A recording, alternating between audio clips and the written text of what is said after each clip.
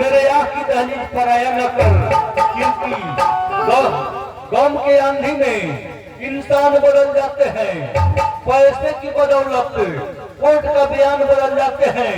एक दिन ऐसा समय आता है कि वक्त आने पर मंदिर का भगवान भी बदल जाते हैं। जी हाँ बहनों और भाइयों, संगीत के सागर में घूरता लगाने वाले मेरे संगीत प्रेमियों, मनी में राज का DID प्रोग्राम जी हाँ शुरू और चालू किए।